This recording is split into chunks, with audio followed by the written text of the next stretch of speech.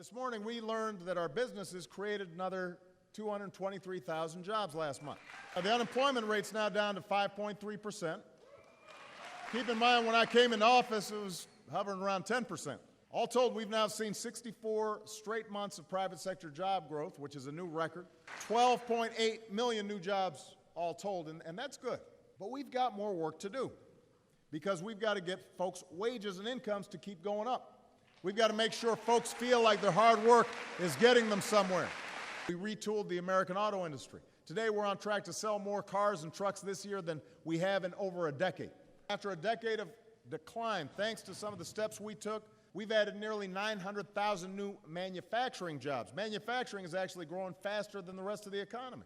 Today our high school graduation rate has hit an all-time high. More Americans finish college than ever before. Today, America is number one in the traditional fuels, oil and gas, but we're also number one in wind. We generate more than 20 times as much solar electricity as we did in 2008. Thanks to lower gas prices and us setting standards to double fuel efficiency on cars, the typical family is on pace to save about $700 at the pump this year. We extended tax cuts for 98% of Americans and 97% of small businesses. We put in place the toughest Wall Street reform in history. That's protecting Main Street from another crisis if folks start acting reckless on Wall Street. As I already mentioned, health reform means the uninsured rate in America is now the lowest on record. I have these vague recollections of when Republicans were saying Obamacare would kill jobs and crush freedom and bring about death panels. And turns out we're still celebrating the 4th of July. The only difference is another 16 million Americans can celebrate it with health care. The Republic survived. By one leading measure, what business owners pay out in wages and salaries is now growing faster than what they spend on health care, and that's the first time that's happened since the 1990s. So not only are more people getting health care, but because we've slowed the growth of health care costs, businesses have more money left over to start giving raises to their workers. Now, I just want to play back the tape. I want to play back the tape because we were told all these measures were going to destroy jobs and explode the deficit. Remember when Republicans promised to bring unemployment down to 6% by 2017? So we've got a record streak of private sector job growth. We've cut the deficit by 2/3. Our stock market has more than doubled, restoring 401ks for millions of families. This is progress. Step by step, America's moving forward. Middle-class economics works. So the question we've got to keep asking ourselves is, where do we go from here? Because we still have choices. Will we drift toward an economy where only a few of us do very well and everybody else is still scrapping, struggling to get by? That's not the right way to do it. Over the next year and a half, you're going to hear a lot of pitches from a lot of people. They're going to deny that any progress has been made. You'll hear a lot of folks trying to sell you on their vision of where our country should go. You know, they're going to be making a whole bunch of stuff up. It is a good thing that this time around you're hearing Republicans joining Democrats talking about the middle class and working families.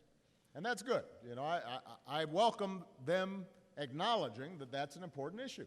We were talking about the middle class before it was cool. We were talking about it before the polls told you should be talking about it. And they talk the talk, but they don't walk the walk. Their menu doesn't have a whole lot of options for the middle class. The one thing that the bus full of people who are fighting to lead the Republican ticket all share is they keep on coming up with the same old trickle-down, you're on your own economics that helped bring about the crisis back in 2007, 2008 in the first place.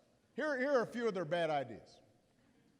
Eliminating taxes that the wealthiest Americans pay on their investments while making you pay taxes on every dime of your paycheck. That's a bad idea. Keeping the minimum wage worth less than it was when Ronald Reagan took office before most of you were born, that's a bad idea. Every single one of these candidates serving in Congress has supported cutting taxes for folks at the top while slashing investments in education. I know that sounds familiar.